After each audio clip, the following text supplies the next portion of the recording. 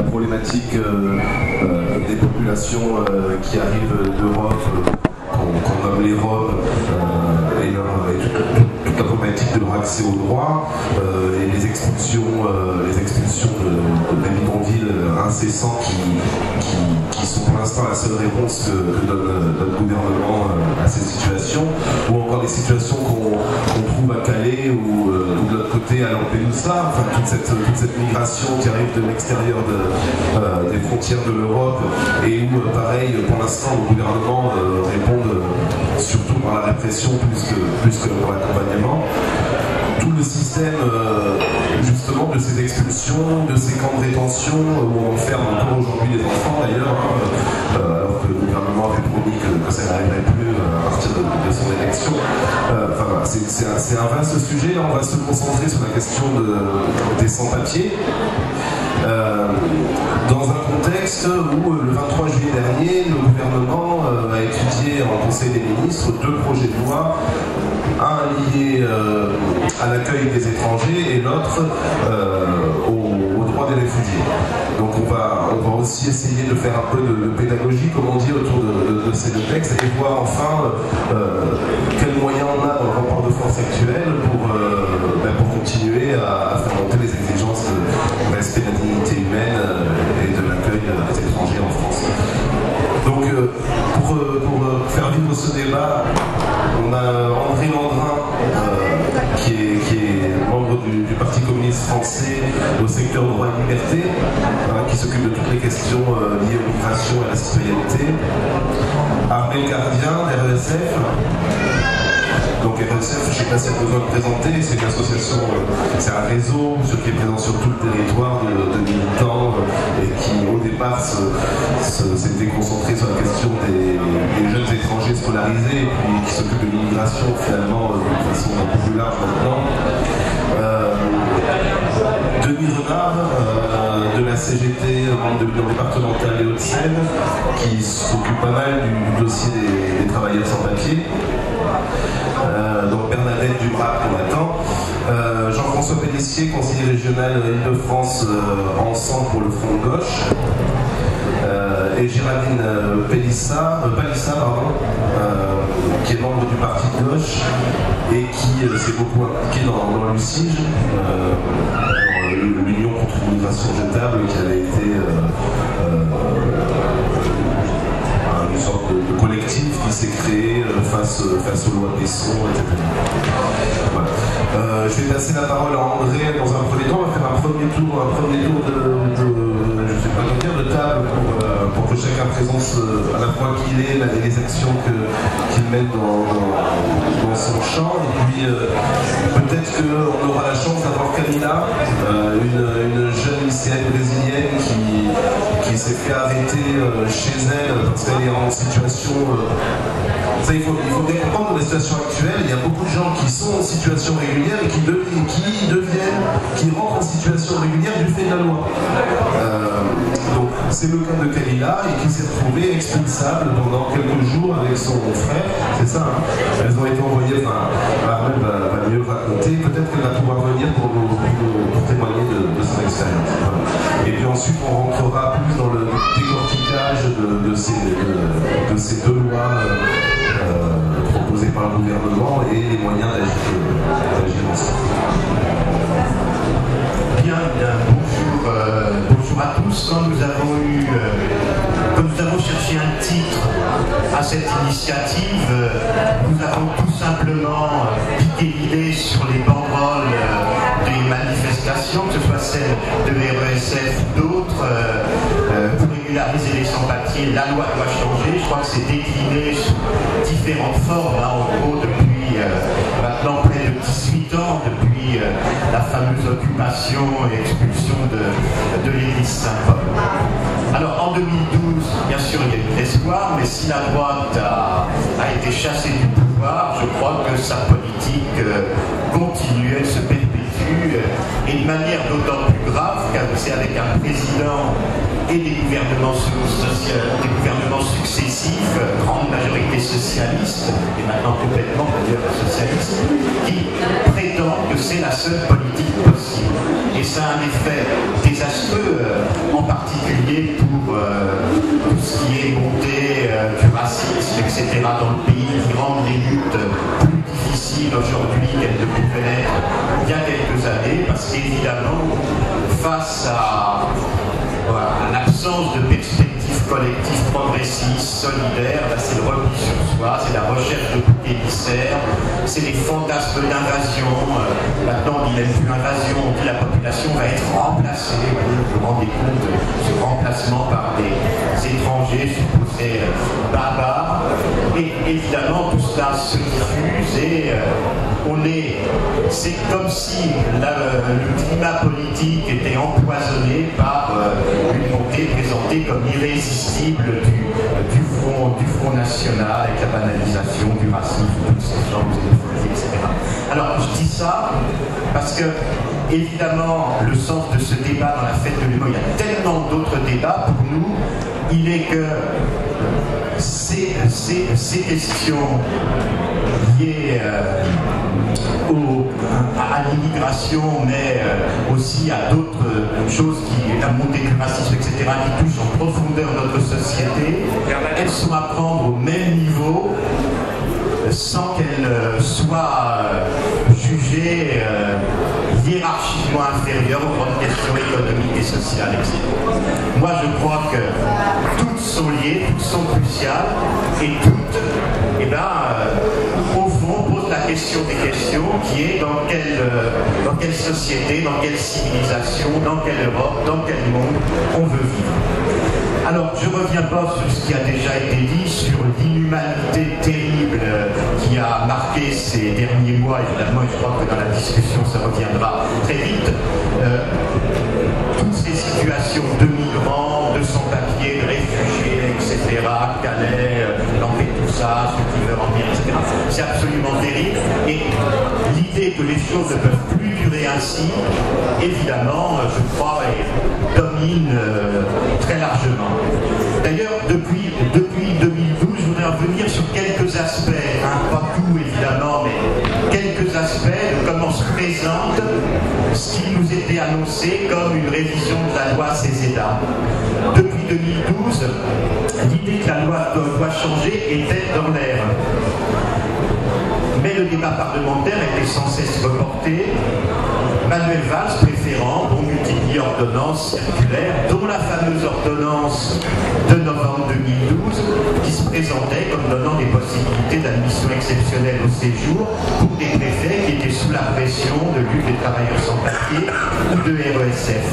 Mais évidemment, elle concerne une petite minorité de personnes et son interprétation en préfecture est d'autant plus tatillonne, partielle, que le niveau des luttes baisse, voire disparaît. Et puis parallèlement, il y a eu des rencontres avec beaucoup d'organisations, il y a eu des rapports parlementaires, il y a eu un débat au Sénat sans vote sur l'immigration de travailleurs estudiantines, etc. Il y a eu donc un rapport parlementaire de Mathias Felk, mais on sentait bien déjà qu'on s'orientait vers un simple replâtrage, que si quelques mots avaient changé, sur le fond, très peu de choses. Eh bien, le projet de loi gouvernemental présenté en Conseil des ministres en juillet est encore pire. Il y a des associations qui ont beaucoup travaillé, le JCI en a fait une étude critique très complète, je ne vais pas revenir sur tout, mais simplement sur quelques exemples de régression, et dont certaines sont même plus camouflées sous une espèce d'enfumage de mots qui se voudrait généreux et humaniste. Tout le projet est traversé par une obsession, c'est la lutte contre une immigration dite clandestine qui serait le grand fléau des fléaux. La partie consacrée aux mesures d'éloignement, c'est une véritable acrobatie juridique pour se conformer aux directives européennes en gardant le pire à chaque fois et tout en évitant de se faire soit réprimander par la Commission européenne, comme c'était le cas sur l'affaire d'Europe, voire condamné par la Cour de justice européenne.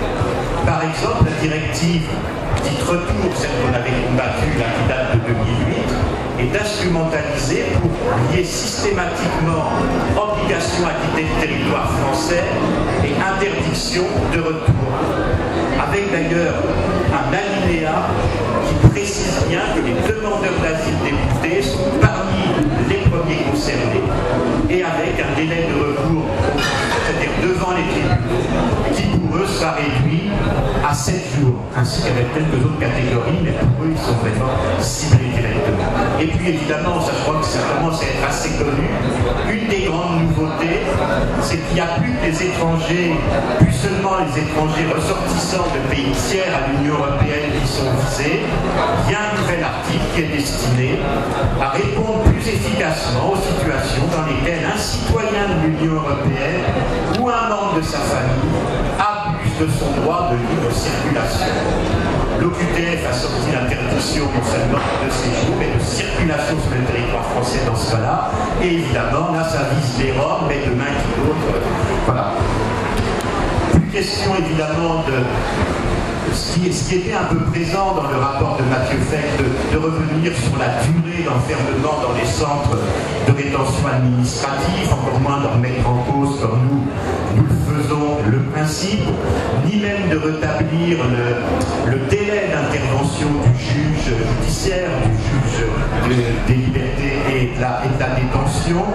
Tout cela est complètement oublié. Il y a tout au plus un vœu qui dit, ben voilà, il faudrait que les tribunaux, ils préfèrent autant que possible l'assignation à résidence.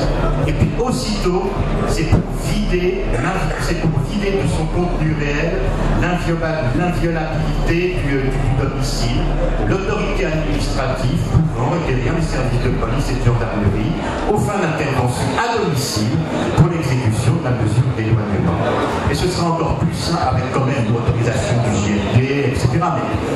Et ce sera encore plus simple pour conduire sous escorte policière un étranger dès qu'il aura une OQTF auprès des autorités consulaires du pays dont il est ressortissant et auquel on peut penser raisonnablement qu'il est ressortissant. Vous voyez, donc là, cette espèce de... Donc les pouvoirs d'autorité en plus... Là, je ne sais pas parce qu'on n'a pas le temps, mais il faut voir dans les territoires d'outre-mer, en particulier ceux d'Amérique, qu'il y a des reculs des droits des personnes qui sont encore plus violents, puisque l'intensité de la pression migratoire justifierait une mesure dérogatoire aux droits de l'homme. Voilà. Sur les mesures phares quand même qui sont présentées comme progressistes, sur les conditions d'accueil et de séjour des étrangers, les conditions de délivrance des titres de séjour, là, il y a deux axes. Le premier, c'est on va essayer de rendre la France attractive pour l'immigration choisie, talent et compétences. Et puis l'autre, qui domine très largement, c'est qu'on va renforcer le contrôle individuel des talents par les préfectures, etc. Pour le droit au séjour, il faudra maintenant non seulement avoir un visa de longue durée, dont on pourra discuter sur les visas, mais aussi avoir satisfait très docilement à des dispositifs renforcés d'un contrat d'accueil, assiduité aux prestations prescrites dans le cadre du parcours individualisé, etc., etc.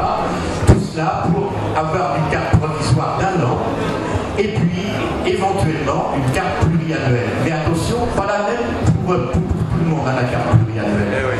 Il y aura une carte pluriannuelle de 2 ans seulement au titre de la vie privée et familiale, 4 ans pour un salarié en CDI, même pour celui qui est en CDD, pour malheureux, parce que ce sera le temps de son contrat de travail. Et puis en taux de chômage, au bout d'1 an de sursis, semble-t-il, pour la durée des indemnités, si plus encore des indemnités. De la durée des études pour les étudiants, sauf ceux qui, avec déjà un master, voire un doctorat, créeront une entreprise ou seront embauchés comme cadre de haut niveau dans leur branche, etc. En fait, seuls pourront se voir attribuer dès la première année la carte pluriannuelle valable 4 ans, ainsi que leur famille, dont on fait un petit peu pousser là. Et bien, pour ça, il faudrait être sur une liste de 9 catégories de talents et compétences. Alors, la liste est aussi détaillée que, voilà, comme on dit, c'est par décret après, mais là, il y a déjà une première liste, mais qui est aussi détaillée que le nombre de personnes concernées sera faible, aussi faible que ceux qui aujourd'hui ont la carte talents et compétences. Voilà. Et puis je termine là-dessus, mais sur la loi, mais avoir une carte pluriannuelle, il ne faut pas croire qu'on sera tranquille pour 2 ans ou pour 4 ans. C'est à tout moment que l'étranger doit pouvoir justifier qu'il qu'il continue de satisfaire aux conditions fixées par la délivrance de sa carte, répondre au contrôle et convocation du préfet à tout moment. Et tout manquement, tout refus de se présenter, ben voilà, sanctionné par le retrait de la carte de séjour. Les fonctionnaires des préfectures ne sont pas les seuls à mobiliser, puisqu'il y a un nouvel article dans la loi Cézéda qui vise à faciliter la possibilité pour l'autorité administrative, sous réserve quand même du secret médical, enfin, voilà, d'obtenir de certaines autorités publiques et personnes privées des éléments d'information permettant une action préventive et efficace, des manœuvres frauduleuses, etc., et de consulter les données qu'elles détiennent. Donc même chose pour les demandeurs d'asile, qui seront quasiment assignés à domicile. Donc une logique de surveiller et punir, et des dispositifs tout à fait liberticides, dont la logique d'ailleurs menace pas seulement les sans-papiers, mais sont potentiellement dangereuses pour l'ensemble de la population.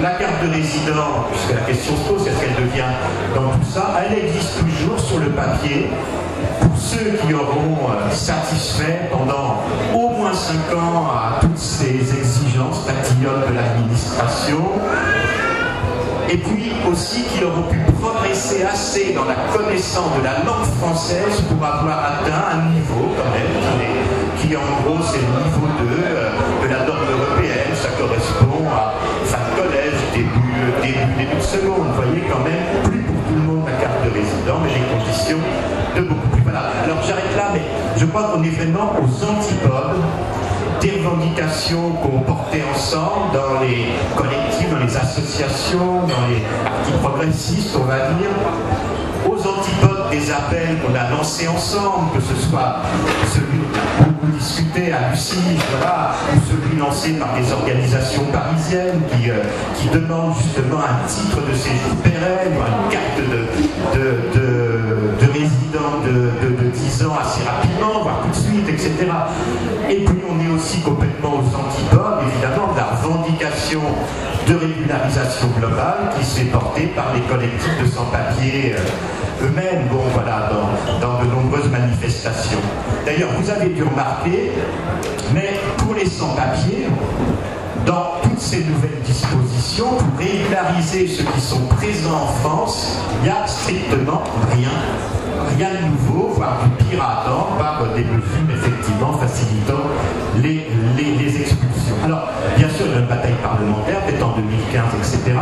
Mais je crois que dans le contexte politique où on est, il n'y a pas grand-chose à en attendre, sinon le pire, si on ne parvenait pas à rendre plus audibles nos valeurs, nos propositions, liberté de circulation, d'installation, qu'est-ce que ça veut dire, comment ça peut être les principes de la politique et de la loi, dans une France qui soit vraiment solidaire des peuples du monde. Comment créer, je ne sais pas, une espèce de changement de cap idéologique et politique sur ces questions, rassembler assez large et assez fort sur quel mot d'ordre concret, populaire. Je crois qu'on a beaucoup de choses à continuer à réfléchir ensemble, et je crois que c'est un petit peu le sens de ce débat que chacun on essaye d'avancer, voilà, et dans les collectifs existants, et peut-être d'en inventer d'autres, et voilà, en tous les cas, comment être utile à ce que, comme on dit, un mot d'ordre, des papiers pour ceux qui travaillent, qui étudient, qui vivent ici, et là ça puisse passer vraiment dans la réalité de notre société.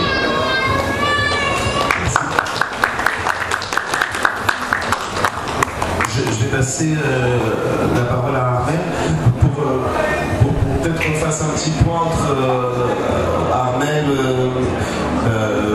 Denis et Bernadette sur les actions de terrain, sur la réalité au quotidien, voilà, les actions que vous menez, et qu'ensuite ensemble les partis de gauche donnent un peu les positions des organisations du front de gauche.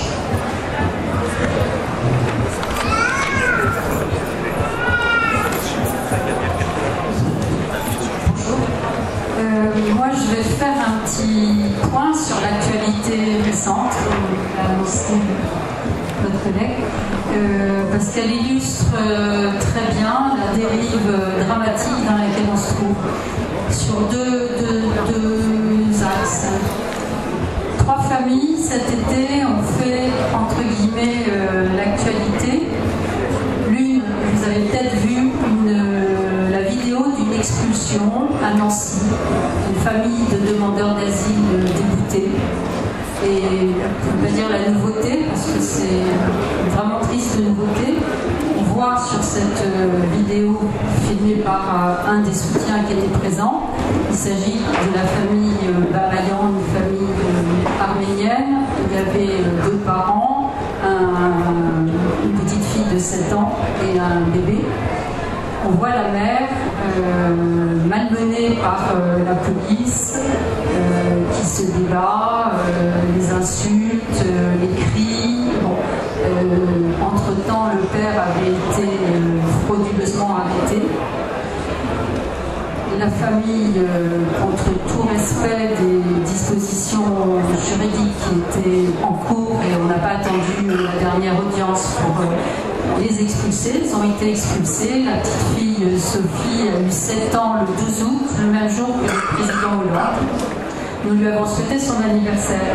Mais la question que je me pose par rapport à cette expulsion, parce que malheureusement, des comme ça, il y en a beaucoup, il y en a eu, il y en aura de plus en plus si on ne fait rien. La question que je me pose, c'est pourquoi cette vidéo, dont les images sont totalement choquantes, révoltantes, qui était sur YouTube, etc., n'a pas eu plus d'impact. Certes, c'était le mois d'août, le creux, les vacances, tout ce qu'on veut, mais bon, il y a d'autres faits qui font l'actualité à ce moment-là.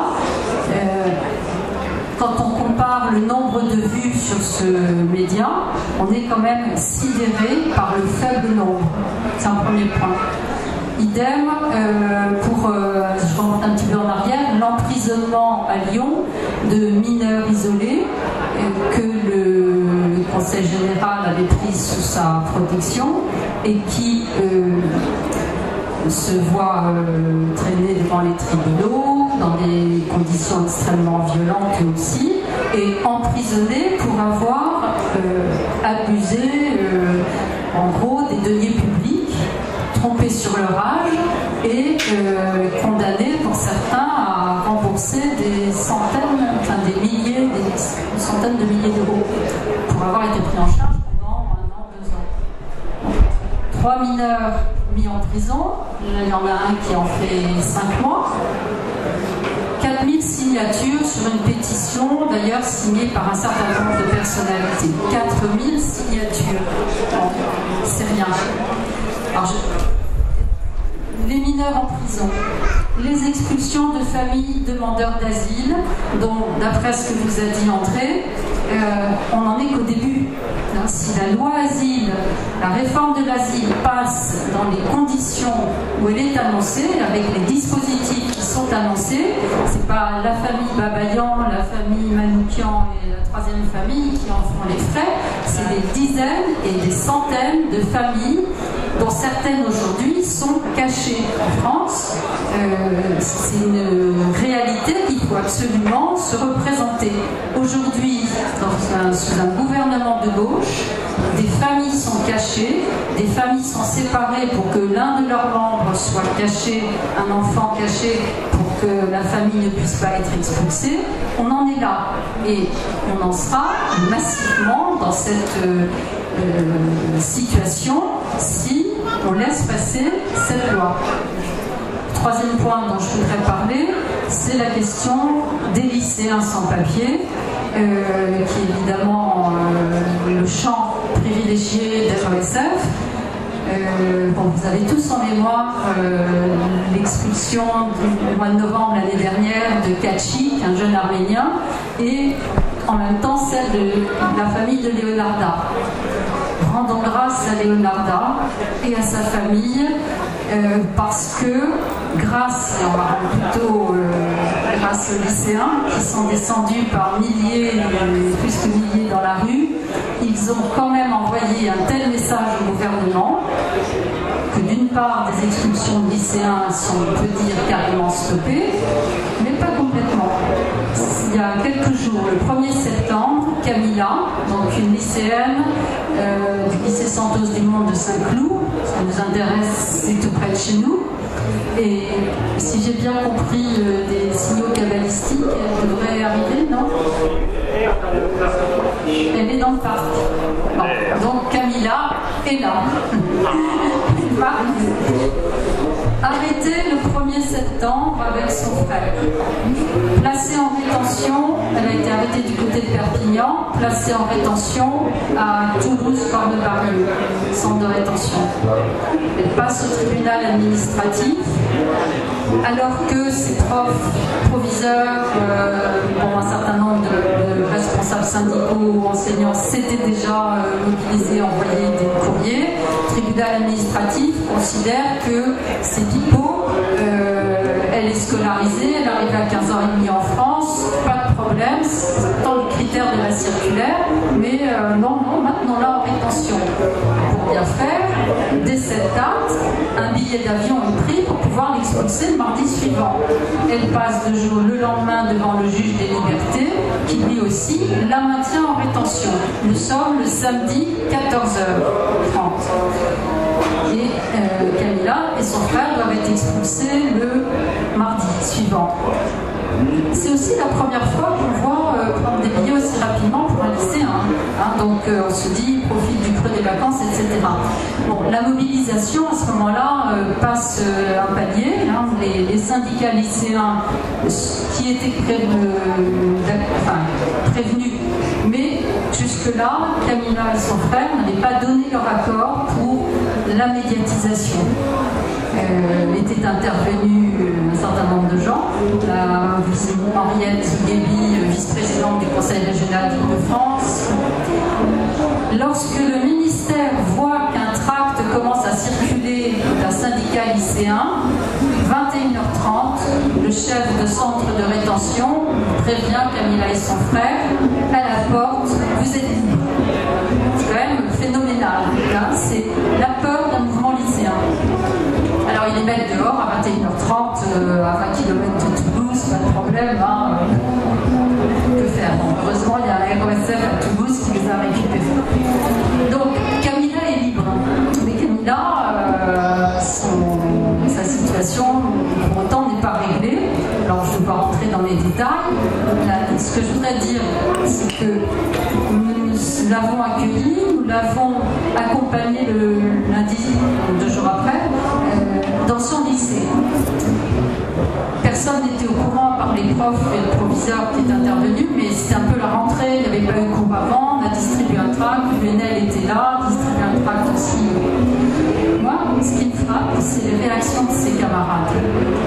Ne croyez pas que c'est facile de dire que quelqu'un est sans papier. On a une régression des mentalités qui est sidérante dans un lycée professionnel par rapport à ce qu'on pouvait entendre il y a quelques années. Alors, entendu dans le meilleur des cas, puisqu'elle est là, quel est le problème? Peu importe qu'elle reste sans papier, expulsable, etc., elle et sa famille. Peu importe qu'il y ait d'autres lycéens sans papier dans le lycée, puisque on ne les connaît pas. Et dans le pire des cas, oui, elle est sans papier, et moi, j'ai des problèmes, etc. Et alors, je vais terminer là-dessus, momentanément. Pour moi, le problème, il est là. Je crois qu'actuellement, c'est ce que je pense, nous n'arrivons pas à mobiliser sur la question des sans-papiers, la question des lycéens sans-papiers, sauf quand il y a effectivement danger d'expulsion. Mais le travail, le chantier que nous avons à faire en profondeur avec ces jeunes et avec, je dirais, la société toute entière, c'est d'une part de dire ce qu'on entend un petit peu, c'est que la gauche, la droite, il est vrai, mène exactement la même politique et que même parce que c'est la gauche, c'est pire, et d'autre part qu'il faut aider ces jeunes, travailler avec leurs idées pour qu'ils ne reprennent pas ce discours du Front National. nationale. Pour moi, c'est vraiment là qu'est le problème, d'entendre la France doit fermer ses frontières. Alors, c'est complètement décalé de la réalité. Si vous êtes devant la porte d'un lycée professionnel ou n'importe quel lycée, vous voyez bien que les lycéens viennent de partout, certains depuis pas longtemps, certains c'est leurs parents, mais ils disent cela alors qu'en se regardant, ils sont la preuve évidente que c'est autre chose, que la société s'est mélangée, que c'est son avenir. Mais néanmoins, ils sont dans ce discours qui est de dire moi d'abord, si elle s'en sort, tant mieux, et le collectif, l'action collective, pour le moment, a beaucoup de mal à se mettre en place. Donc j'aimerais bien qu'on réfléchisse là-dessus, comment collectivement on peut être au plus près de ce problème.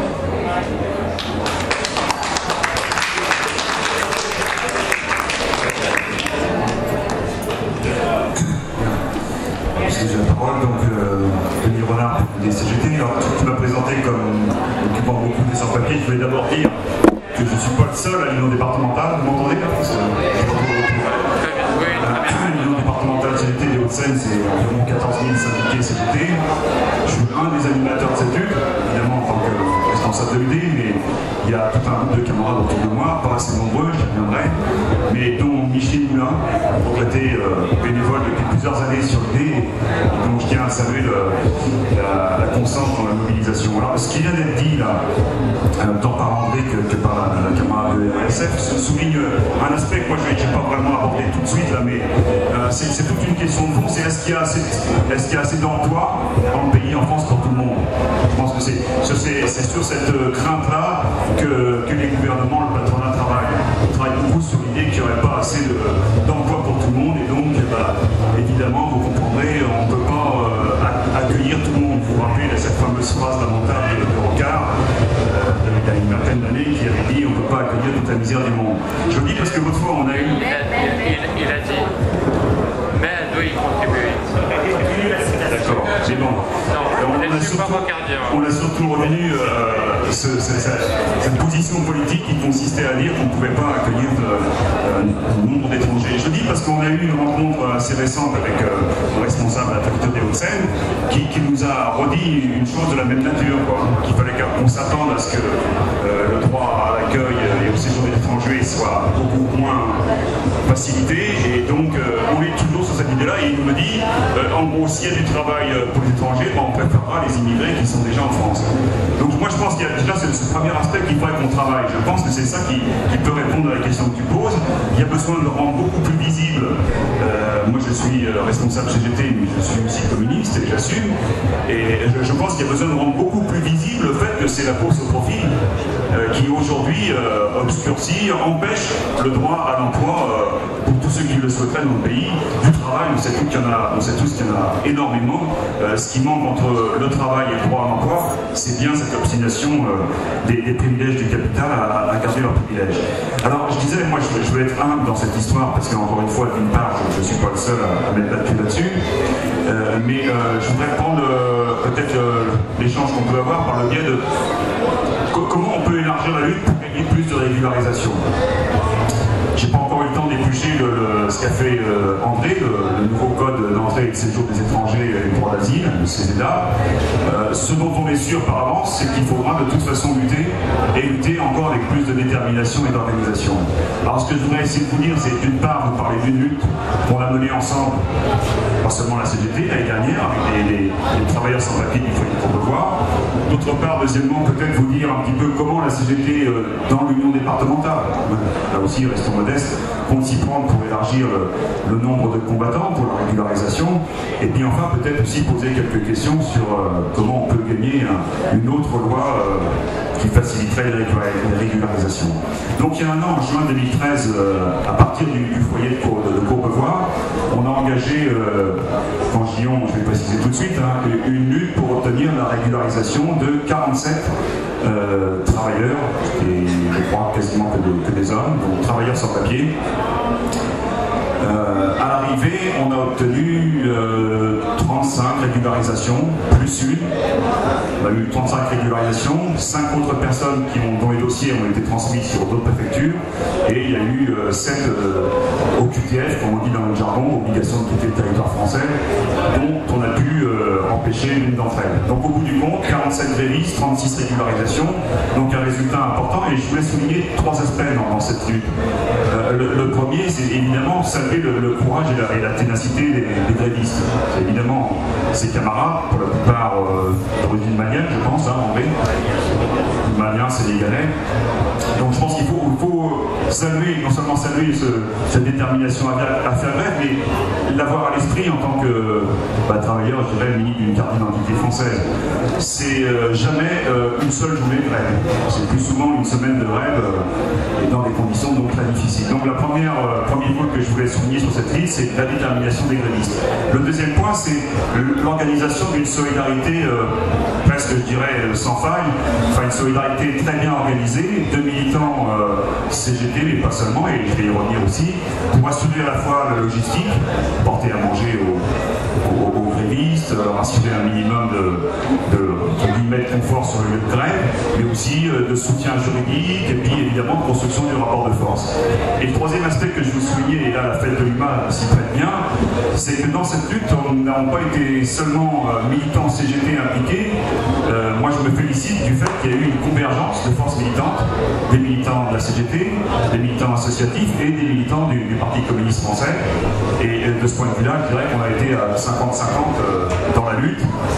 Et donc je vais souligner cette dimension parce que ça me paraît une des clés du succès. Le fait qu'on arrive à construire des convergences dans cette lutte.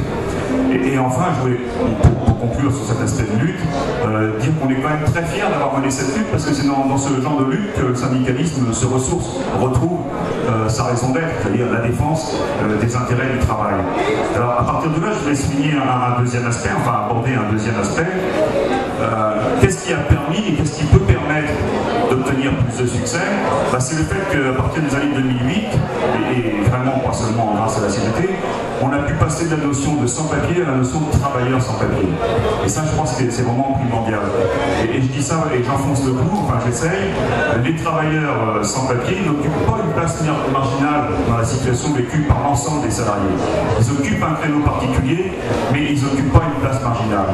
Et ça, je pense que c'est important de le situer. Alors, je vais juste essayer de le brosser très schématiquement, mais lorsqu'on regarde aujourd'hui le monde du travail, vous savez tous comme moi qu'il y a ce phénomène de la liberté totale de circulation des capitaux et d'installation des capitaux dans n'importe quel pays de la planète. Et ça, c'est évidemment la première faiblesse qu'on a dans la construction du rapport de force. En tant que salarié, on a face à nous des détenteurs de capitaux qui peuvent placer leurs capitaux dans n'importe quel pays, et évidemment, donc ça entraîne plusieurs conséquences. La première, c'est le chantage permanent à la délocalisation. Ça, on le voit s'accentuer, ce chantage, depuis environ 2-3 ans, dans tous les secteurs de l'industrie. L'accord national interprofessionnel de l'année 2013 est complètement traversé par cette logique-là de permettre au patronat, aux dirigeants d'entreprise, d'exercer un chantage au nom de la compétitivité. Vous avez peut-être comme moi en tête, par exemple, Renault, qui a fait un certain nombre de chantages au maintien de ses établissements en France en disant en Espagne, ça nous coûte moins cher, en Turquie, ça nous coûte moins cher, etc. Donc voilà, je crois que si on a ce point de repère dans la tête, cette liberté totale de circulation des capitaux et d'installation, et qu'il faut évidemment mettre en cause.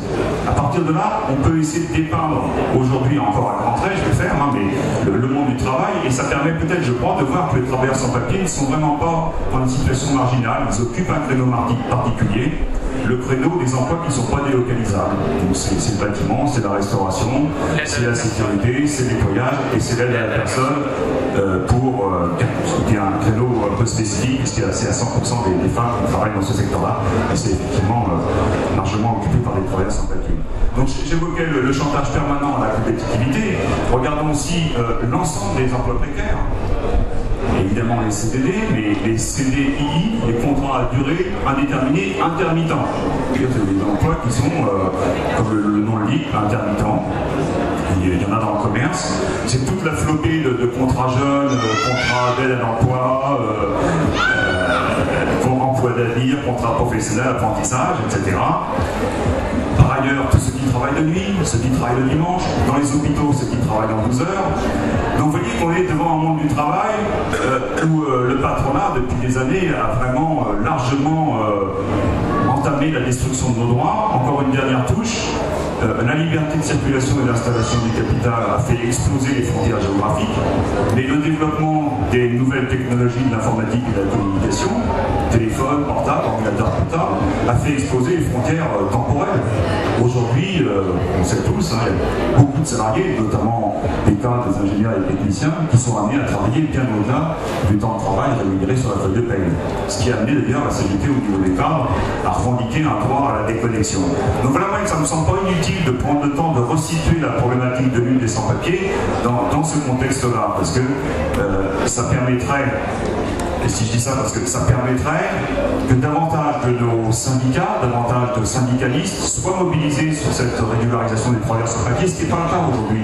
C'est encore pris comme une question à part, alors que ceux qui, comme moi et comme vous, se battent pour la régularisation des travailleurs sans-papiers, je pense qu'un de nos atouts, c'est bien de faire remarquer, c'est complètement dans le pays revendicatif syndical. Je pense qu'il faut qu'on continue à argumenter là-dessus, ce qui permettrait de gagner. Voilà, je m'arrête là-dessus, j'ai d'autres choses à dire, mais j'étais déjà un peu long. Et donc, peut-être dans une deuxième intervention, vous dire un petit peu comment, sur le plan très pratique, la CGT compte s'y prendre pour élargir le nombre de militants syndicaux qui s'investiront sur cette régularisation. Merci. Bernadette, tu vas prendre la parole peut-être pour un peu nous situer. Quand vous voulez. Les choses, parce que l'autre pan de toutes ces situations, c'est la montée du racisme, des fantasmes anti-étrangers. On vient parler de nous faire un point là-dessus.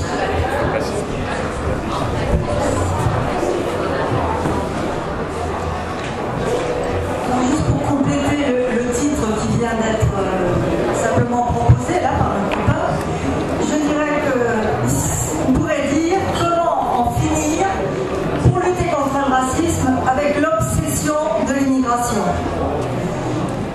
On s'est rendu compte depuis plus d'une décennie de façon très claire, avec la publication d'un certain nombre de textes antiracistes, antidiscrimination par l'Union européenne, qu'au lieu d'assister à une diminution du racisme, des discriminations racistes ou des discriminations en fonction d'autres critères discriminants qui viennent souvent se rajouter aux critères racistes. C'est souvent des femmes qui sont victimes à la fois du préjugé ou des inégalités hommes-femmes et du racisme. Ceci pour préciser un tout petit peu ce qu'on veut dire dans la suite de cette réflexion. Donc, nous nous rendons compte aujourd'hui qu'il y a une montée des extrémismes et en particulier de l'extrémisme qui a pour visée particulière l'étranger, celui qui n'est pas comme nous, celui qui n'est pas de chez nous, celui ou celle d'ailleurs, puisqu'il ne faut pas oublier que maintenant la proportion de femmes dans la migration n'a cessé d'augmenter au point, en certains lieux du monde et en certains points de passage, au point que les femmes sont plus nombreuses que les hommes. Donc ça, il faut bien se le mettre dans la tête aussi. Ça n'est plus seulement un phénomène de travailleurs, c'est aussi un phénomène de travailleuses. Et il se manifeste, alors parlons en tout cas, puisque nous sommes ici en France, de la politique en France et de la politique dans l'Union européenne, puisque la France est membre de l'Union européenne. Une bonne partie des politiques migratoires nationales dans cette Union européenne sont déjà en grande partie annexées sur des directives qui certaines ont été adoptées il y a des années et qui étaient très mauvaises à l'époque et qui le restent aujourd'hui. Par conséquent,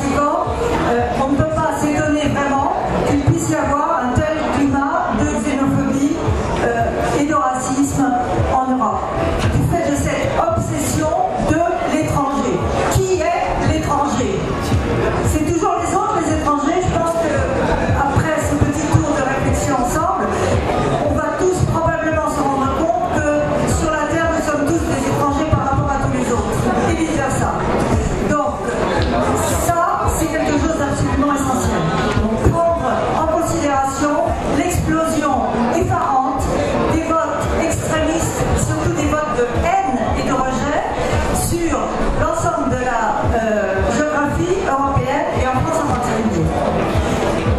En fait, c'est cette montée du racisme qui a provoqué des paroles infâmes inimaginables, inouïes au sens strict du terme, c'est-à-dire qu'on ne les avait pas entendues précédemment, qui se sont déversées au mois de novembre 2013 sur la personne de Christiane Taubira, ministre de la Justice, garde des Sceaux de la France, et tout d'un coup, qu'est-ce qu'on a entendu? Dans la bouche d'une petite fille, c'était une guenon, Christiane Taubira. Ces paroles infâmes, ces paroles indignes, inhumaines, qui nous font vraiment, qui sont révulsantes, il n'y a pas d'autre mot. Il ne suffit pas d'être révulsé, il faut agir. Donc, nous avons à ce moment-là décidé qu'il fallait faire au moins une des choses qu'on sait faire. Alors on sait plus ou moins bien les réussir, mais c'est quand même quelque chose qu'on sait faire, c'est-à-dire une manifestation contre le racisme, pour dire dans la rue publiquement que c'était intolérable. Et cette manifestation en particulier, je pense qu'il faut le dire pour que ça se sache, ce ne sont pas les organisations antiracistes classiques qui ont pris l'initiative les premiers. On y songeait, mais on n'était pas encore passé à l'acte. On se demandait à quel moment, est-ce que c'est maintenant le bon moment, est-ce que vraiment la situation est tellement atroce que oui, il faut à tout prix parler, ou est-ce qu'on attend 10 jours, etc.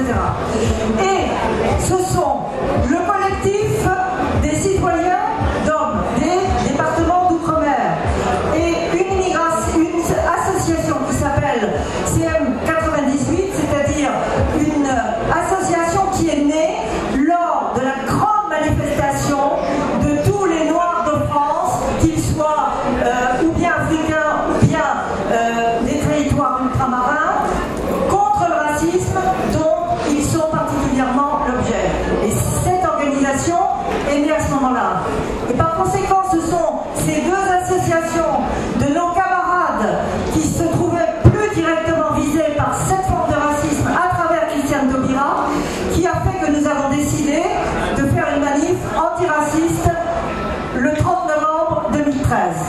On était un peu nombreux, d'accord, mais c'est pas ça quand même qui a changé la face de la France, ni la face de nos politiques en général, et encore moins les politiques sur l'immigration, parce que ça n'a pas l'air comme ça, mais finalement tout est lié, et j'essaierai de le dire peut-être d'une façon un peu plus claire tout à l'heure. Enfin, quand je dis tout à l'heure, c'est pas dans 20 minutes, c'est dans 20 minutes. Il faut toujours pour moi le promettre. On va chercher à le faire. Donc, ce qu'il faut aussi se rappeler, c'est qu'en France, ce n'est pas seulement les demandes d'asile ou ceux de nos concitoyens terriens qui viennent d'autres continents et qui cherchent à obtenir des permis de séjour en France, ce n'est pas seulement cela qui crée le racisme ou qui le fait monter. Il ne faut quand même pas oublier des choses très importantes dans l'histoire de l'Europe et de la France. Et c'est une histoire partagée d'autres pays européens, évidemment. N'oublions pas que dès le 15e, 16e siècle, il y a eu des déportations massives via les caravelles des pays européens qui allaient prendre cargaison d'esclaves, de futurs esclaves, qui avaient été rasiés dans la région du golfe de Guinée et à l'intérieur de terre, et ils étaient ensuite vendus sur le continent américain, d'abord Amérique du Sud, puis Amérique du Nord. Ça, c'est bien quelque chose de fondateur dans les politiques telles qu'elles se manifestent encore aujourd'hui. C'est la première colonisation. Et puis ensuite, il y a eu la deuxième colonisation, celle née au moment de la colonisation plus classique, que je dirais par exemple, la France est allée s'installer en Algérie, a décidé que l'Algérie, c'était la France, qu'il n'y avait aucune différence, sauf que les colons français étaient bien chez eux et les Algériens étaient relégués dans des zones rocailleuses et peu productives. Et puis il y a eu les guerres d'indépendance sur tout le continent africain. Je parle beaucoup du continent africain dans la perspective de l'histoire de France, puisque nous nous sommes tous battus justement pour cette décolonisation, pour la justice, pour que chacun se voit reconnaître son droit de citoyen et son droit à l'égalité chez lui et chez ailes. Ensuite, pardon, tu dis non, je te laisse finir, mais il reste 3 quarts d'heure. Bon, il faut faire très vite. Voilà. Alors, il faut faire très vite. Donc, je dirais que pour aller très très vite, je ne sais plus très bien ce qu'il faut raccourcir, mais je vais raccourcir. L'essentiel qu'il fallait en tout cas rappeler, c'est ça, parce que c'est sur ce substrat-là que nous vivons aujourd'hui et que l'Union européenne et la France. Par conséquent, au fond, je crois que j'irai directement à la conclusion, en passant carrément à pied joint sur l'entre-deux, parce que la conclusion, finalement, c'est ça qui va pouvoir nous guider. En fait, aujourd'hui, il y a ceux qui viennent demander l'asile, ceux qui viennent demander du travail, et il y a ceux qui refusent de leur accorder l'asile ou de leur accorder du travail. Eh bien, nous devrions, dès aujourd'hui, même ça fait longtemps qu'on a commencé à y songer, avoir conscience que demain, après-demain, on ne sait pas très bien en quelle année situer précisément ce demain et cet après-demain. Mais ne serait-ce qu'avec les changements climatiques dont nous sentons les effets en France, ici même, cette année de façon particulièrement marquée, à tel point qu'on en a parlé au plus haut niveau. Les politiques en ont parlé du changement climatique. Eh bien, le changement climatique va très probablement, à échelle de quelques décennies, renverser complètement le schéma des migrations mondiales. Et un beau jour, nos enfants, nos petits-enfants, nos amis, nos cousins de France, de Belgique, de Suède, d'Italie, de Grèce, etc., vont aussi traverser les mers et les montagnes pour aller demander du travail et éventuellement l'asile. Je pense que c'est dans cette mentalité-là qu'il faut se mettre. Il faut se mettre dans la mentalité de ceux qui ne sont pas les accueillants. C'est pas nous les généreux. Un jour, tout le monde sera en position d'être généreux ou de ne pas l'être. Aujourd'hui, c'est notre honte de ne pas l'être.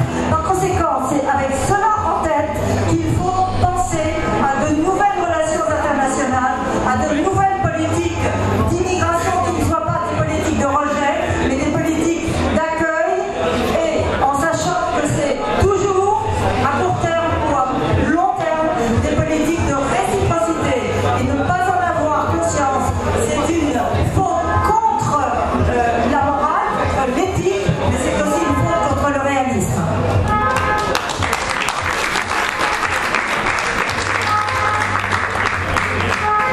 Merci. Peut-être on va laisser témoigner Camilla.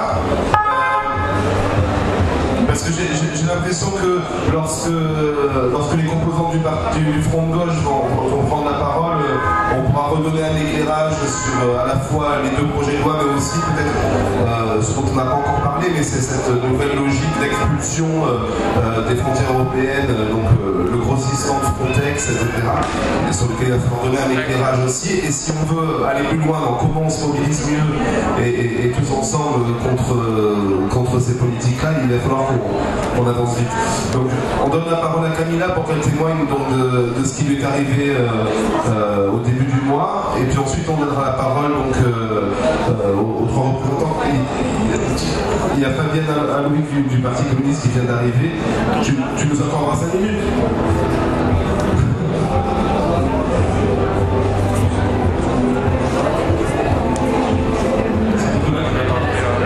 Ok, donc c'est pas Camilla qui va témoigner, c'est Nicolas qui est son compagnon.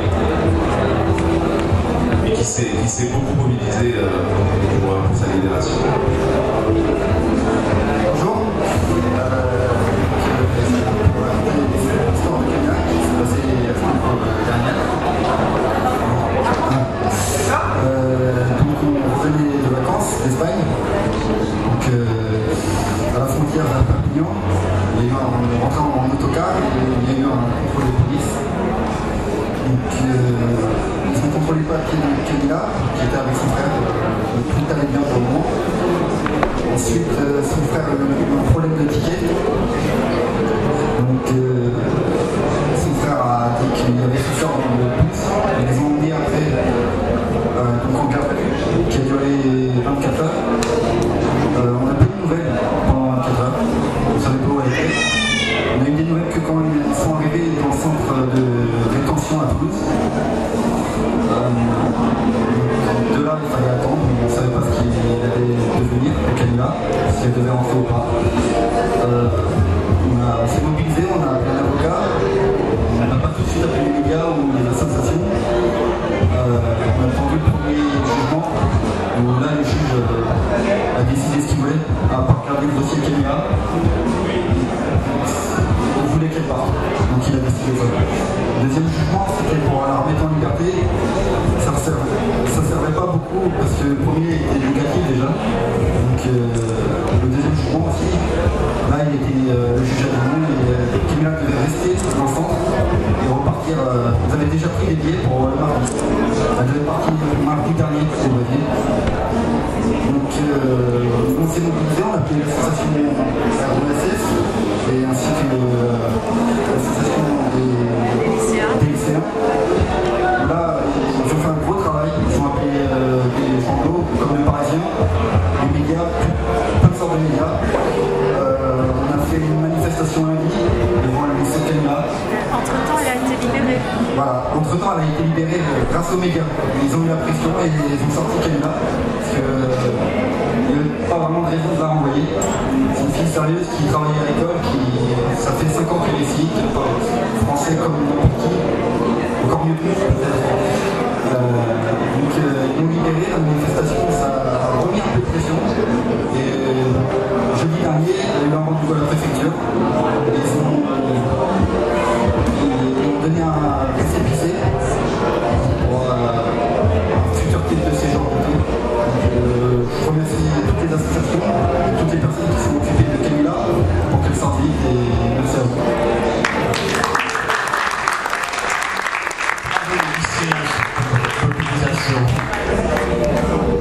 Et Camilla, tu veux pas nous dire 2 mots sur... parce que les gens, par exemple, ils ne savent pas du tout ce que c'est la vie à l'intérieur des centres de rétention, par exemple.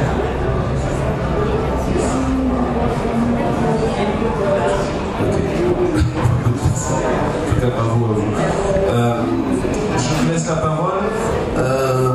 Je ne sais pas dans quel ordre, Géraldine, Jean-François, Fabienne. Tu vas en premier? D'accord. Simplement, il va falloir que tu t'approches parce que le fil n'est pas assez long du micro. Donc Fabienne Aloui, du Parti communiste français, qui s'occupe des questions liées à l'immigration justement.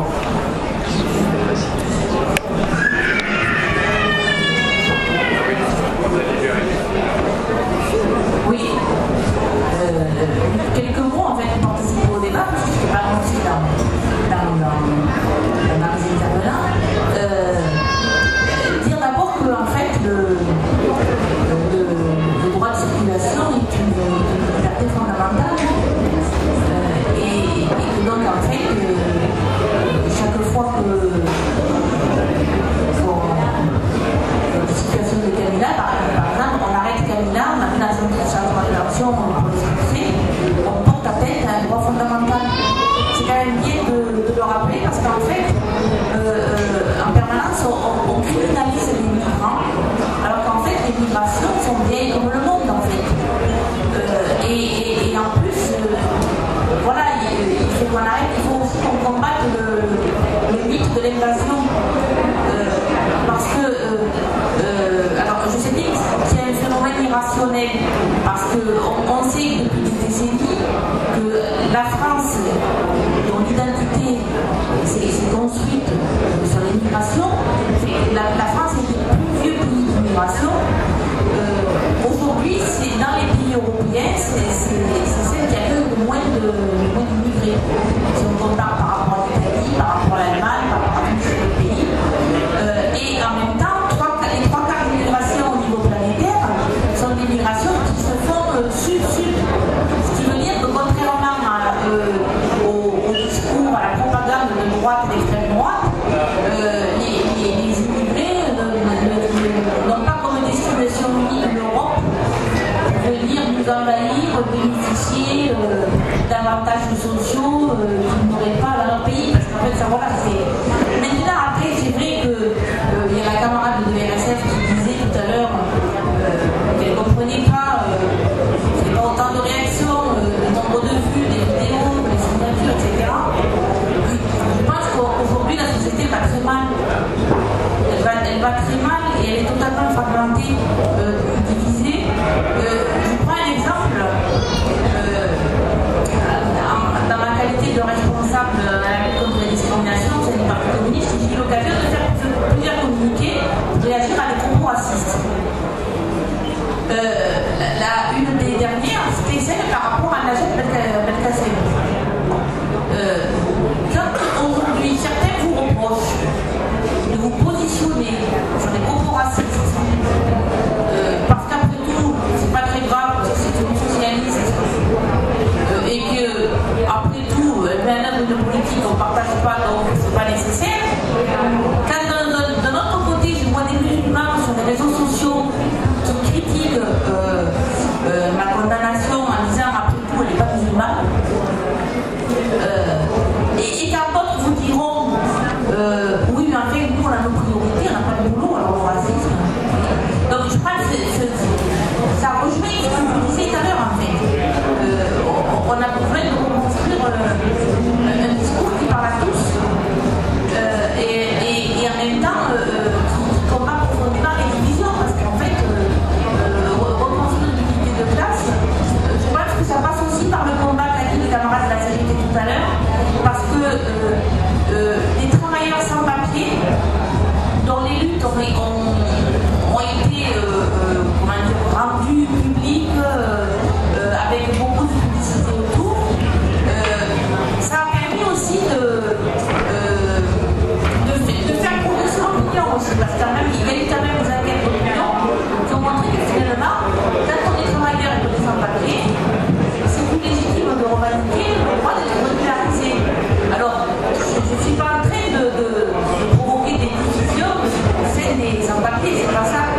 Mais il y a besoin d'avoir, en même temps, au niveau de RSF, quand il y a des luttes qui sont menées localement dans une école, dans un lycée, on voit aussi des familles qui se mobilisent plus facilement et où le combat finalement devient.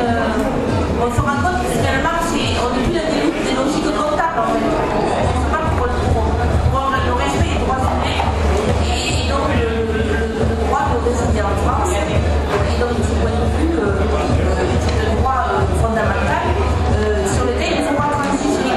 Mais ça nécessite un discours qui permette de faire reculer tous les préjugés qu'il y a sur l'immigration. Mais bon, ça fait partie du combat d'ensemble. Voilà. Je serai assez à long terme, effectivement. À long terme, on me libère ma tête parce que malheureusement aujourd'hui, on est aussi avec une droite qui est sur le terrain de l'extrême droite et un parti socialiste qui, au nom du réalisme, est aujourd'hui sur le terrain de la droite. Donc, ce qui veut dire que idéologiquement, on est aujourd'hui dans le débat fixé par l'extrême droite. Et donc, c'est à cette reconquête idéologique qu'il faut s'atteler.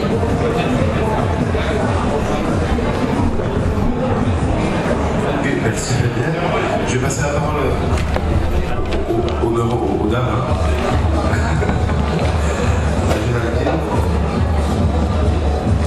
Oui, bonjour à tous.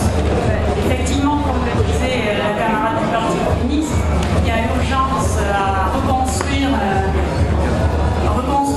la lutte idéologique et la reconquérir, parce que ce qu'on voit aujourd'hui, effectivement, c'est une banalisation des propos racistes.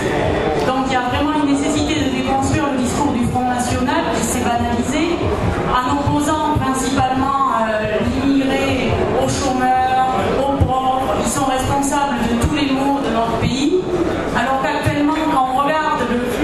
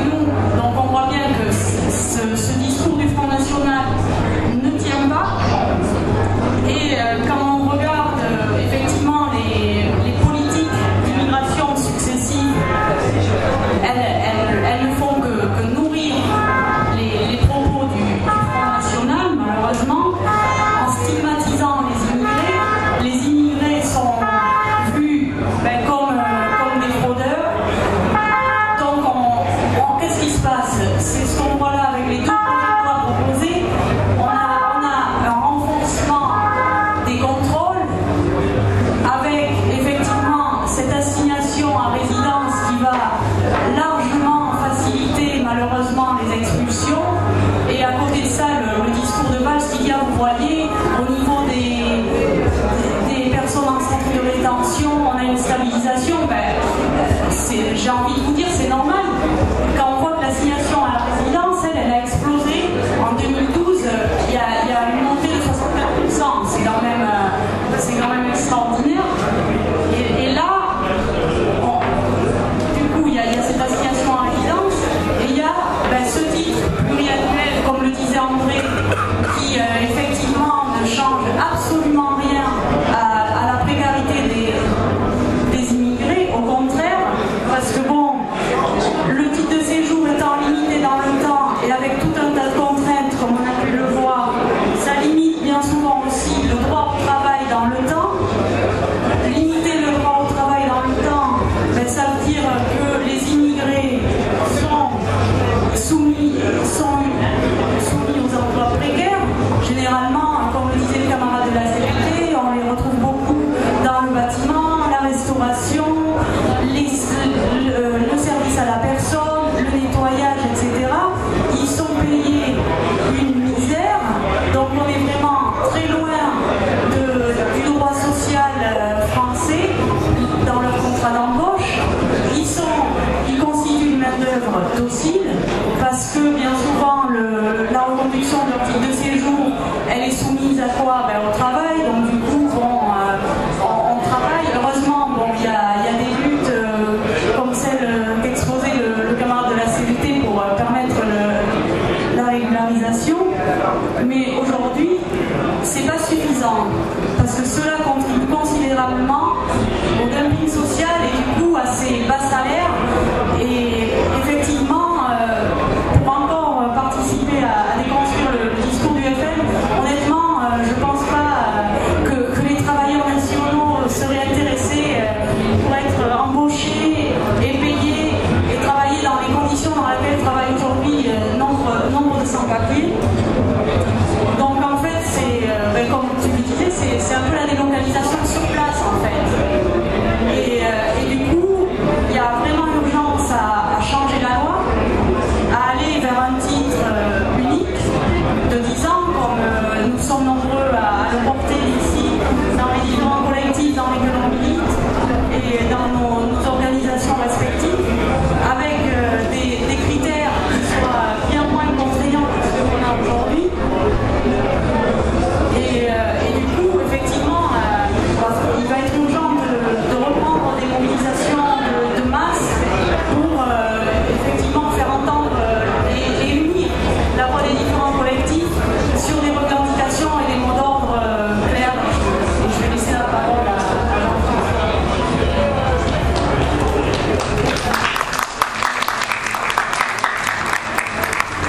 Oui, bonjour.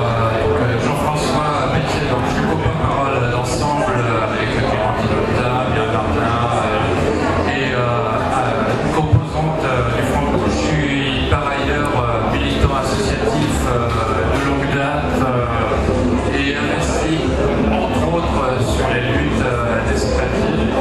Par ailleurs, conseiller régional Île-de-France, président du groupe Front Gauche PG Alternatif, où avec Ariel Zegheni, nous avons fait voter justement des délibérations du Conseil régional protection des sans-papiers et où nous parrainons collectivement des jeunes majeurs.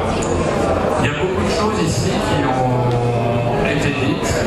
André, tu as décrit les deux projets de loi et la complexité administrative. Le camarade de la CGT a décrit les luttes sur l'emploi. Armel, tu as décrit la situation des jeunes majeurs. Bernadette, tu as parlé d'idéologie raciste dominante. Pour ne pas être trop long et laisser la parole à la salle, moi je pense que si on sortait de cette réunion avec un message clair qu'on peut porter collectivement, je pense que ça serait bien. Je m'explique. On a vu l'engouement administratif. Il y a des luttes sur le salariat. Les jeunes majeurs, nous sommes comme des poulets sans tête à courir après une foultitude de mesures administratives pour la régularisation. Par ailleurs, c'est un peu le sens de mon message pour ne pas être trop long. risque de mettre les pieds dans le plat. Comme vous le savez, il y avait un collectif qui s'appelle UCIJ, Unique contre l'immigration jetable, qui s'était constitué contre les lois CESEDA et qui était un outil unique en France, parce qu'en fait, il associait des individus, des collectifs locaux, des organisations politiques, mais aussi des associations pour se mobiliser contre les politiques racistes et antisociales à l'époque de Sarkozy. Ce collectif, et j'interpelle, c'est pour ça que j'ai dit que je mets les pieds dans le plat, parce que je suis désolé de ne pas trop développer, on est intervenu très très longtemps, mais personnellement j'exprime un petit peu ma colère sur la division que le gouvernement Sarkozy a produit chez nous, et j'interpelle, je sais qu'il y a quelqu'un du comité des sans-papiers ici, et je l'inviterai bien volontiers à intervenir là-dessus. Nous sommes tous responsables aussi, parce qu'on ne fait pas front ensemble. Et j'interpelle ici les syndicats, et je le dis clairement, le collectif Unique contre l'immigration jetable a récemment éclaté et n'est plus actif, parce que nous n'étions pas tous d'accord sur comment on se mobilise tous ensemble pour revenir finalement aux fondamentaux. C'est de revenir dans un gouvernement précédent contre des lois sur l'immigration choisie de Sarkozy, qui était reprise par le gouvernement de gauche et le gouvernement Valls. Et aujourd'hui, finalement, la situation par rapport à il y a quelques mois a beaucoup changé. Vous l'avez, je ne vais pas répéter, vous avez vu que le gouvernement Emmanuel Valls a fait pire que Guéant sur les expulsions dans un gouvernement précédent quand il était ministre de l'Intérieur. Il est devenu Premier ministre, il a fait un nettoyage, excusez-moi d'élargir, il a fait un nettoyage dans le gouvernement, maintenant on ne peut plus parler de gouvernement social-libéral, mais uniquement libéral, mais sur la politique d'immigration, rien n'a changé.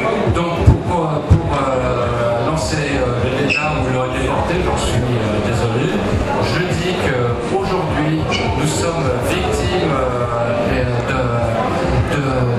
d'une division où finalement, pour faire sens, on peut remobiliser les gens à la fois sur le plan idéologique contre le racisme, sur l'immigration, exiger la libre circulation des humains et pas que des marchandises, faire changer la loi, parce que je reviens quand même aux fondamentaux, parce que c'était quand même le sujet du débat.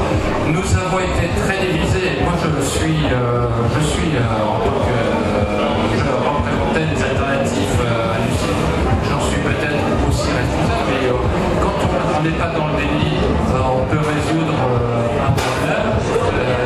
Le collectif a éclaté parce que nous n'étions pas d'accord sur les revendications. Aujourd'hui, je m'adresse à la CGT, je m'adresse à RSF, à toutes les composantes de l'UCIJ. On n'est plus dans une situation corporatiste sur nos domaines où on peut obtenir des petites avancées avec le gouvernement. Il est temps d'avoir une revendication générale et de revenir à une revendication unique. Je ne me prononce pas sur le titre unique de 10 ans, mais c'est quand même symbolique d'un gouvernement qui a fait des choses dans les années 80. Mais je plaide qu'ici et maintenant, on puisse dire mobilisons-nous sur un titre unique. Il n'y a pas de régularisation parce qu'on est jeune majeur avec des particularités quand on a 18 ans. On n'a pas des particularités pour la régularisation par le travail, parce qu'on sait très bien que quand on est régularisé par le travail avec les CERFA, on est otage des patrons. Qu'est-ce qui était une réelle avancée? C'était le titre unique qui ouvrait des droits aux étrangers. Et en fait, pour combattre le Front National, tout le monde sait que l'immigration, ce n'est pas un danger, c'est un atout. On est une lutte idéologique, mais si on s'y met tous ensemble, je crois qu'on peut gagner. C'est si on ne pouvait pas faire, on pouvait faire passer ce message aujourd'hui. Excusez-moi, c'est l'émotion qui me fait parler parce que je suis vraiment en colère. Il ne faut pas qu'on se divise, il faut qu'on fasse front. Et je le redis une dernière fois, toute négociation catégorielle, par salaire, avec des ministères, des préfectures, aujourd'hui c'est caduc parce qu'on a un ennemi commun, c'est le libéralisme. Bravo!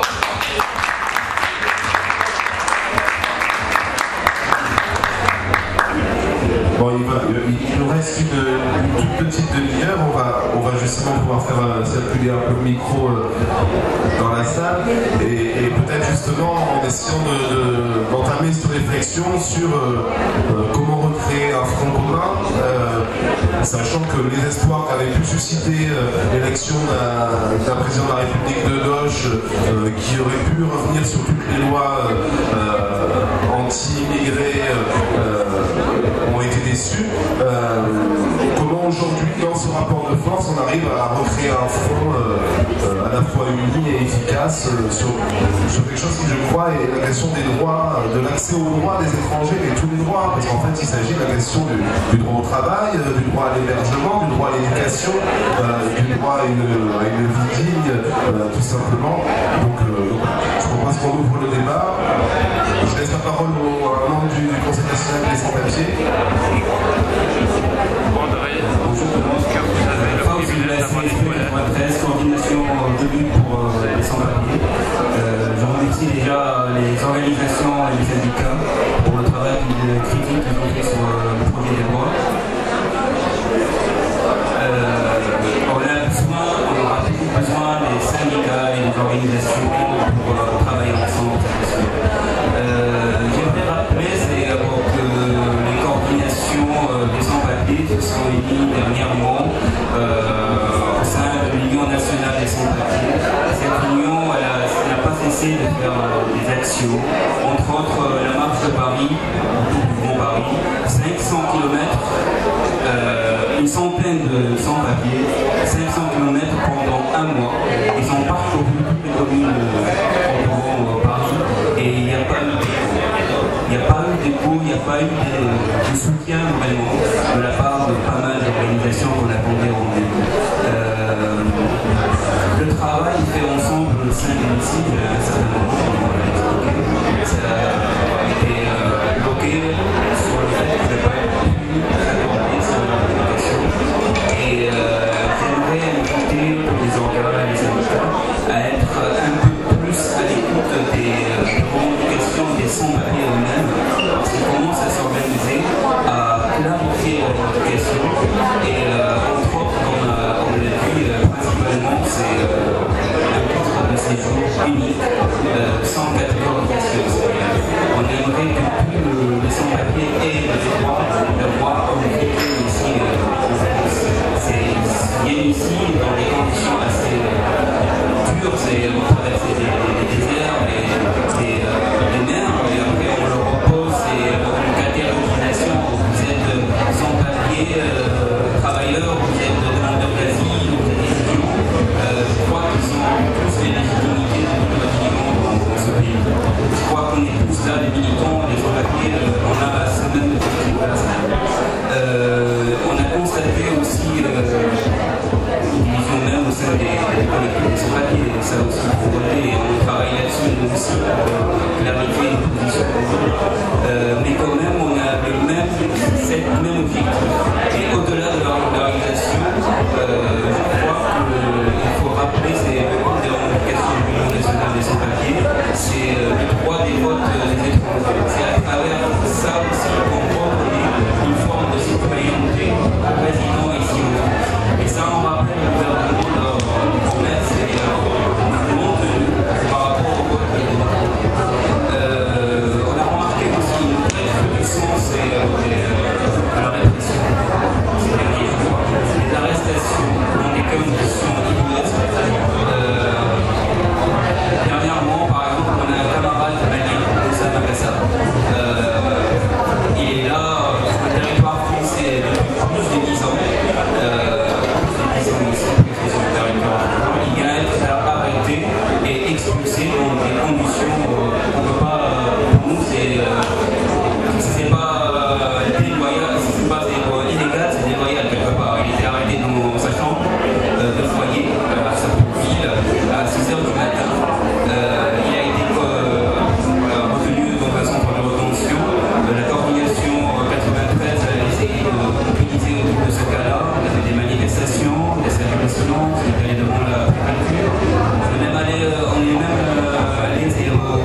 consulat malien qui nous a promis de ne pas délivrer un sauf-conduit. Et apparemment, il n'a pas délivré ce sauf-conduit. Et il nous a plusieurs fois dit qu'il n'a pas de délivrer, que pourtant il a été expulsé. Il a été expulsé, c'est avec une photocopie de passeport. Monsieur, moi c'est périmé. Une photocopie de passeport périmé, on peut expulser un citoyen malien. Là, on s'est rendu compte en plus qu'il est un gréviste, qu'il a fait la grève de 2008 avec la CGT. Et en ce moment, on est en train d'inviter à la construction d'un comité de soutien dans le 93 pour le moment. Mais on va faire un travail pour exiger son retour. Donc, par rapport au travail, on appelle encore une fois à dépasser nos divisions et essayer de créer une dynamique avec les sans-papiers eux-mêmes, parce que les difficultés, je crois que ça vient de leur attente pour travailler avec eux. Merci beaucoup.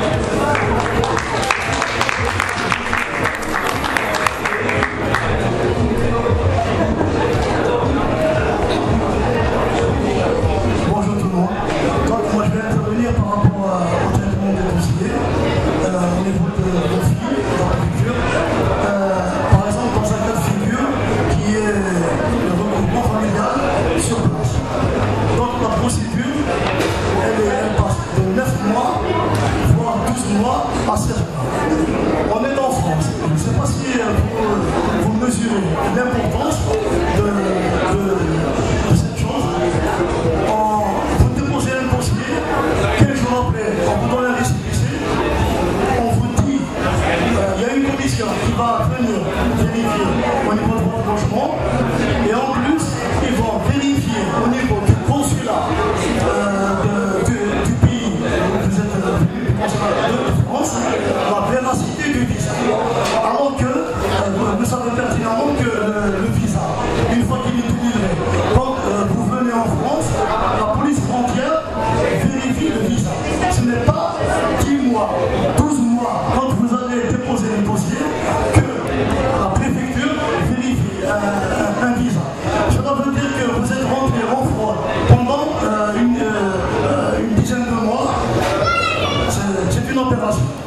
Donc la Commission européenne a intimé l'ordre à la France d'accélérer, je dis bien d'accélérer les dossiers de regroupement familial.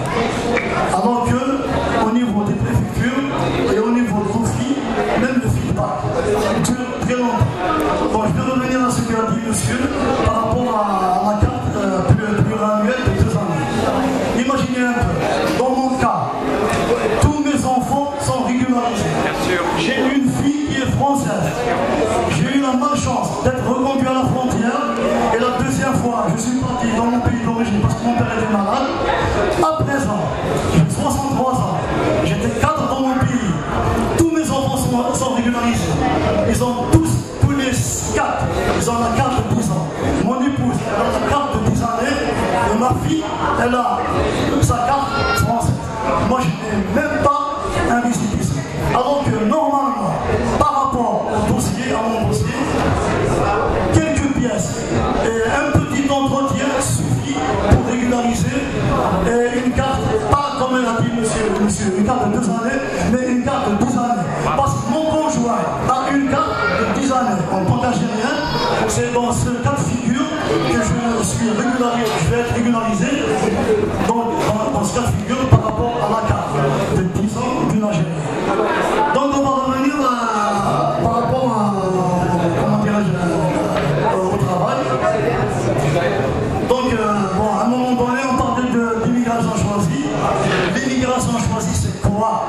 C'est clair et net et certain. Le patron choisit l'employé, le salarié dont il a besoin. S'il a besoin d'un maçon, il prend un maçon.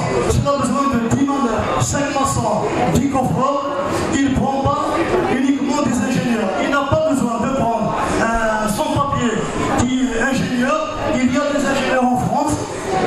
Et il prend un seul cadre. Par contre, il prend ce dont il a besoin. Donc cette politique-là, c'est une politique qui ne reflète pas la France. Dans le traitement des conseillers, on a imaginé, on sait qu'il y a une très mauvaise volonté du gouvernement, très mauvaise volonté pour le traitement des conseillers. C'est voulu, on est en train, le gouvernement Valls est en train de lorgner, de flirter avec le Front National. C'est clair et net, il fait le lit, je dis bien, il fait le lit du Front National, et un jour, on va se retrouver avec des situations très alarmantes. Je ne parle pas des expulsions, je ne parle pas des bavures policières où un Algérien a été asphyxié. Il a été mort par asphyxie.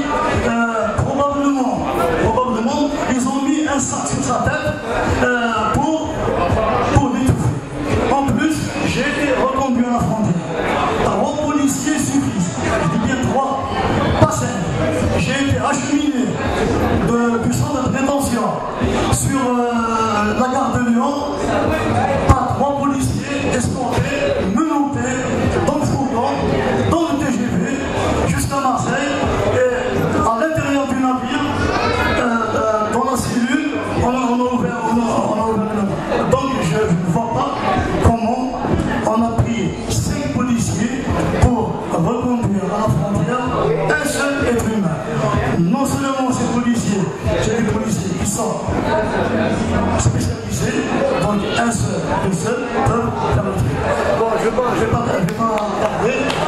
Je vais dire qu'il faut essayer de faire une motion. On a fait un livre blanc, on l'a remis dans la préfecture, on a discuté avec le DTP, avec le directeur du travail et de l'emploi, avec le secrétaire général de la préfecture de Bobigny, par rapport au traitement des dossiers, par rapport à la logique, je dis bien la logique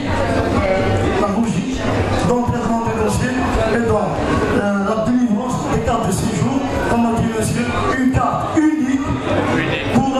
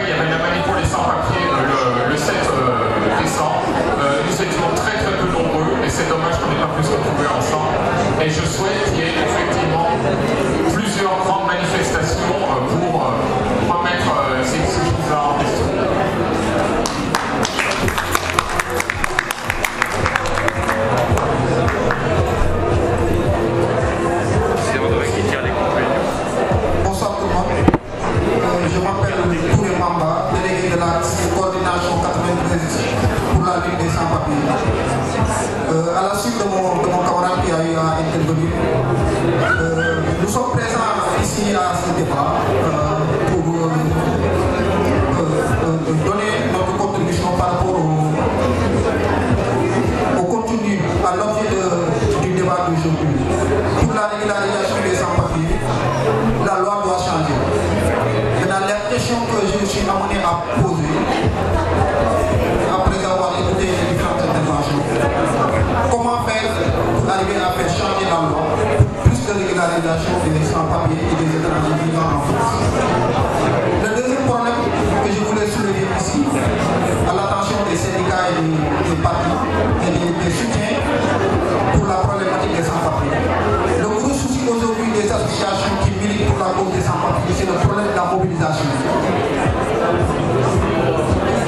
Les associations des sans-papiers, nous activons pour au moins essayer de faire face, mais c'est une mission qui est très difficile au vu de nos maigres possibilités et moyens et des soutiens insuffisants que nous avons de certains Français et de certaines personnes régularisées ou bien qui sont devenus des citoyens français. Comment faire pour faire beaucoup plus faire face par rapport à l'État et par rapport surtout à la nouvelle projet de loi présenté au Conseil des ministres. À travers beaucoup de débats et en écoutant les interventions des uns et des autres, c'est un projet de loi qui n'oublie pas les lendemains pour les sans-papiers et les étrangers vivant en France. Comme on l'a dit, c'est un projet qui présente aucune perspective pour une régularisation massive des étrangers et des sans-papiers vivant en France. Ça s'appuie beaucoup plus sur les demandeurs d'asile et une reconduction, permettre beaucoup plus aux services de pouvoir exécuter les hôpitaux publics. Donc nous avons des soucis dans ce domaine. Et aussi poser la question à savoir comment faire pour qu'on puisse essayer de mettre en place une collaboration pour une meilleure prise en place, une meilleure prise en charge de la problématique des enfants. Merci. On arrive à la fin du temps qui nous est imparti, donc on a une dernière prise de parole et puis ensuite André conclura. André pour la synthèse, il y a le donné des Je vais faire très court. Deux choses, je crois qu'effectivement la question de comment mobiliser, c'est vraiment très important. Et je crois du coup que ça demande de séparer un petit peu les questions et d'avoir d'une part des débats sur des revendications très claires, un point, une revendication, une lutte, et là on peut utiliser sur quelque chose. Et par ailleurs avoir la réflexion plus politique sur les raisons, etc. Mais quand on mélange tout, c'est très difficile de mobiliser. Et par ailleurs, sur la question de la forme, je pense qu'il faut un petit peu rénover aussi les façons d'aborder ces sujets, etc. Parce que là, par exemple, très clairement, aujourd'hui, le format 2 heures, c'est long, je ne sais même pas quel a été le sujet principal, donc c'est très difficile d'intervenir, etc. Et je crois que si on veut vraiment avoir un écho, mobiliser les gens et capter leur attention dans un monde où ils sont sollicités toutes les définitions, des sujets qui sont tous aussi graves que les autres, il faudrait un petit peu plus droit au but et voilà, c'est juste un petit.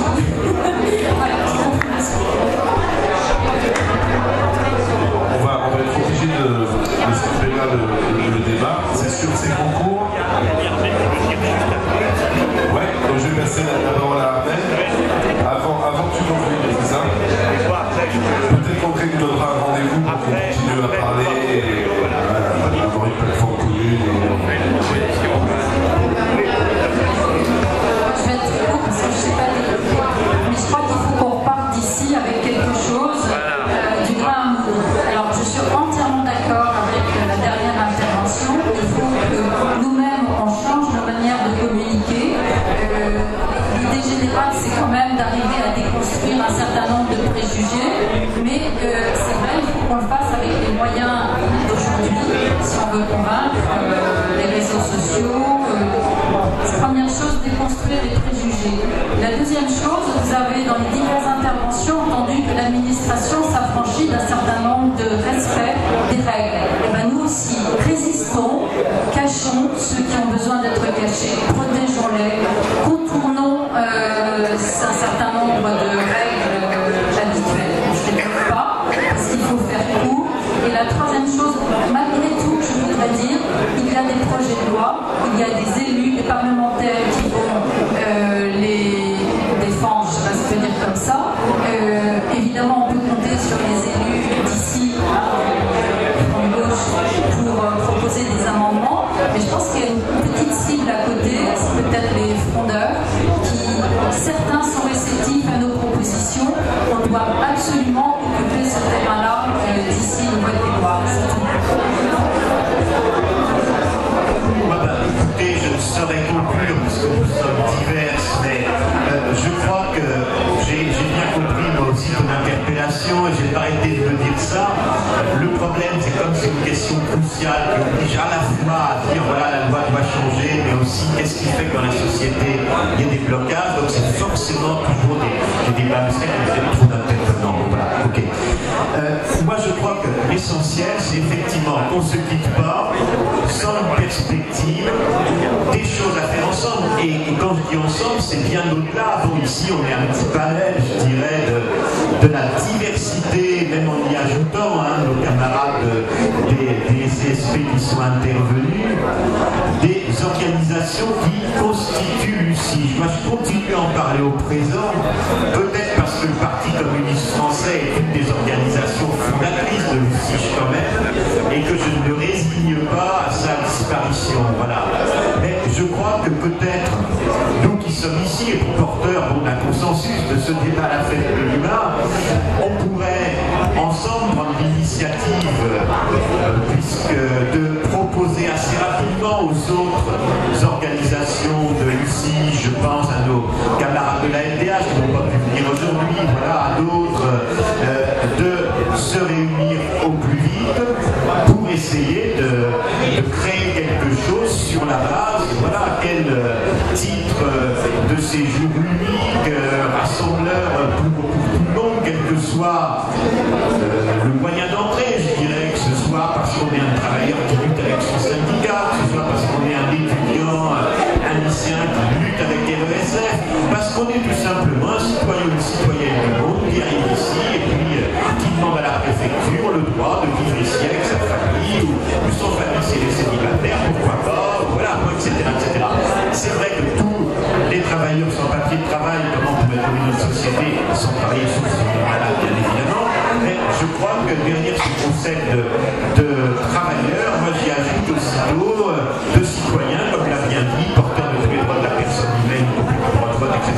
Donc on soit très offensif là-dessus. Alors peut-être une échéance qu'on pourrait se fixer entre nous. L'année dernière, l'UCIJ, dans toute sa diversité, avait contribué à participer à un événement à Paris. C'était une manifestation, à la fois qui n'était pas ridicule, à l'occasion du 18 décembre, qui est l'anniversaire de la Convention des droits des travailleurs migrants et de leurs familles, convention internationale. Est-ce qu'à travers ça vaudrait pas le coup qu'on se fixe donc l'objectif, vous l'avez déjà un petit peu dit d'ailleurs avant, disons, de ne pas se réunir pendant plusieurs mois au mois de juin, est-ce que ça pourrait pas être un objectif de réussir à nouveau une initiative comme ça, ce qui implique avant évidemment de multiplier, bon peut-être des réunions de sommet, mais aussi des choses qu'on pourrait faire au niveau de départements par exemple. C'est l'occasion de réunir les organisations aussi, j'ai vu d'autres aussi, moi je suis d'accord, des socialistes qui veulent pas cette politique-là, des verts, les verts participent aussi. Donc voilà, je crois qu'il y a un certain nombre de choses comme ça. Par exemple, à Nanterre, avec d'autres organisations, dont le MAP d'ailleurs, on va faire ça en novembre. Alors on saisit l'occasion d'une initiative municipale, internationale, et bien nous on va y mettre droit des travailleurs migrants et de leur famille, dans l'idée, on va vous préparer le mois prochain qui sera à Paris. Bon, peut-être que ça peut contribuer à ce qu'il se passe quelque chose, qu'on ne reste pas chacun un petit peu déçu par des manques de perspectives. Voilà, cette réseau que je représente non, mais auquel j'essaye d'apporter ma contribution. Voilà, moi je pense que c'est... Mais moi je suis pour, puisque nous sommes tous sur un peu lucides, qu'on envoie ensemble un message. Voilà, il y en a qui envoient, puis les autres disent d'accord, et puis peut-être qu'on se voit après, mais même proposer une date de réunion du SIG, hein, puisque Jean-Michel Delarme, je pense, partage tout à fait, membre de la FDH, propose tout à fait notre souci pour que ça regarde. Donc il y a urgence. Voilà, et puis il y a aussi François Brun du NPA, le NPA n'est pas là, mais moi je pense qu'on peut avancer.